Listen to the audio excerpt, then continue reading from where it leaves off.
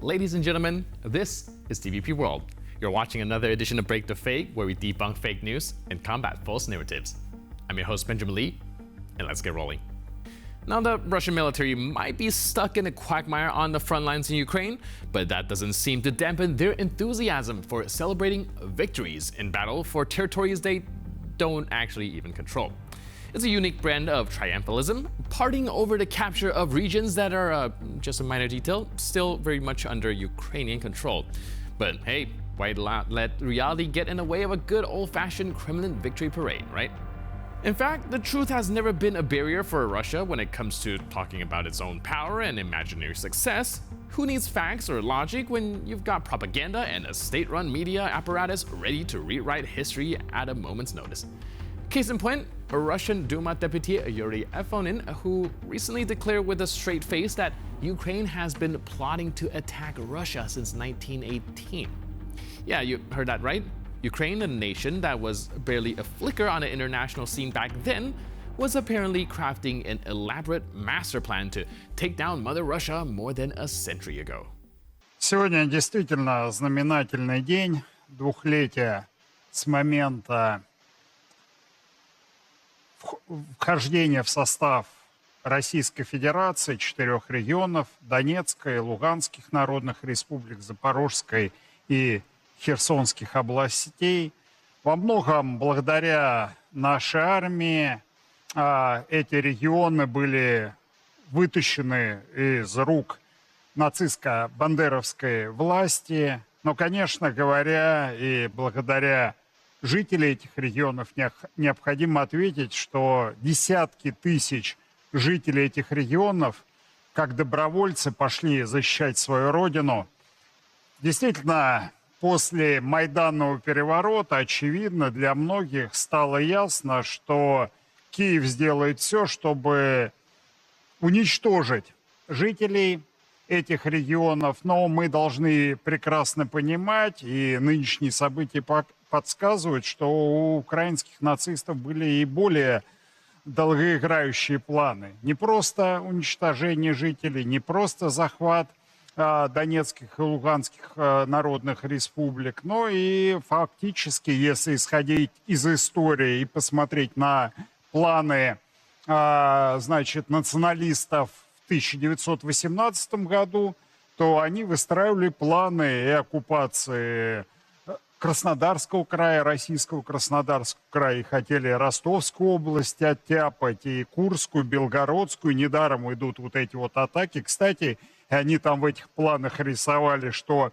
юг Гомельской области и Брестской тоже будут под властью националистов киевского режима. Поэтому на самом деле, начиная специальную военную операцию, мы действительно уберегли не только эти регионы, но и сотни тысяч жителей от попыток того, чтобы Запад руками украинцев уже нес угрозу и территории Российской Федерации, и наших друзей из Республики Беларусь. Поэтому, конечно, очевидно, что Майданный переворот – это начало большой войны. И мы, проводя специальную военную операцию, конечно, сейчас защищаем не только Донбасс, но и нашу Родину. Это борьба за нашу национальную независимость. И, конечно, к сожалению, мы прекрасно понимаем, каждый хочется надеяться на мир, но в современном мире мир достигается только через силу, через победы.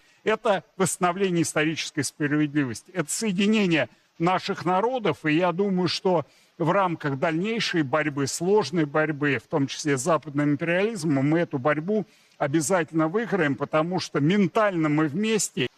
Ну и Лавров с высокой трибуны Генассамблеи ООН заявил, что воевать с ядерной державой, а уж тем более пытаться победить ядерную державу, абсолютно бессмысленно. Now, it's really fascinating how Russian officials like Efonin can spin these alternative histories without even bothering to consult actual historical sources or facts. I mean, why let things like evidence or chronology stand in the way of a perfectly good conspiracy theory? And let's not forget, this isn't just a one-off. This is part of a broader Russian tradition of creative storytelling, where history is less about what happened and more about what Putin and his cronies wish had happened. But hey, if rewriting history to make Ukraine the villain of a century-old plot makes you feel better about your military stalled offensive, why not?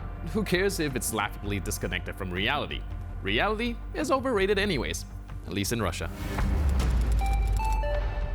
Russia oil exports have found a sneaky loophole through the Baltic Sea, and it turns out that the so-called shadow fleet plays a key role in the whole affair.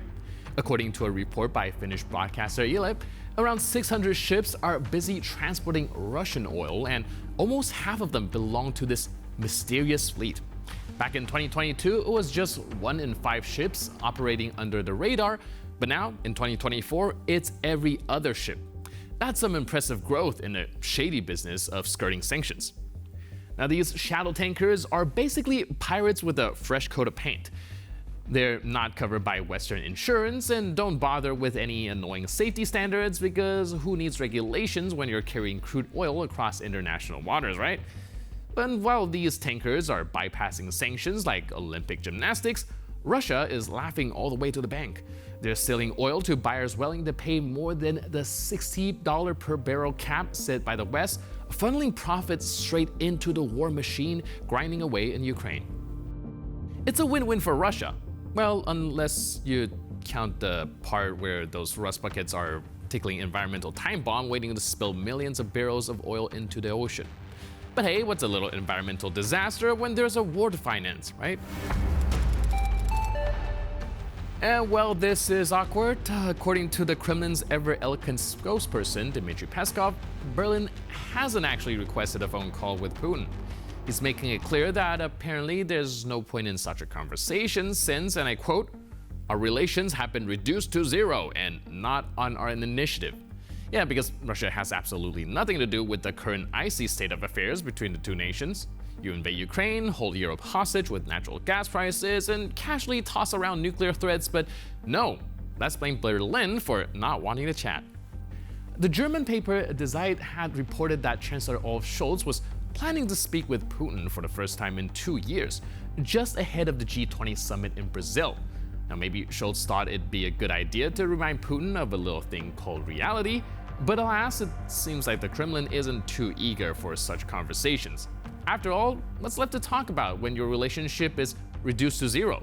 Just world peace, European stability, and maybe the whole war crimes in Ukraine situation. But hey, that's something they prefer swept under the rug.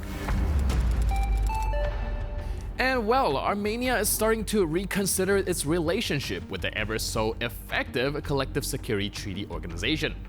Armenian Foreign Minister Ararat Mirzoyan made it clear at the Warsaw Security Forum that they're not too keen on being part of a military alliance that just doesn't work. Ouch, that's like telling your gym buddy that you're not renewing your membership because they never actually show up to the gym. Armenia's freezing its membership in the CSTO sounds pretty serious. It's like they pressed pause and might never hit play again. But of course, the foreign minister stressed that they need to carefully calculate the risk of fully leaving the alliance. Risk? You mean like the risk of staying in a club that didn't really help you when Azerbaijan was breathing down your neck? I mean, the CSTO's inaction during Armenia's recent conflict clearly left Yerevan disillusioned, and who could blame them for wanting to explore other options? But hey, at least they're being cautious, right? Carefully considering whether they should stick around in a club that's more of a social gathering for Russia and its increasingly unenthusiastic friends than an actual security force. And with that, we conclude this edition of Break the Fake. But for more news, update, and commentary, please stay tuned to TVP World.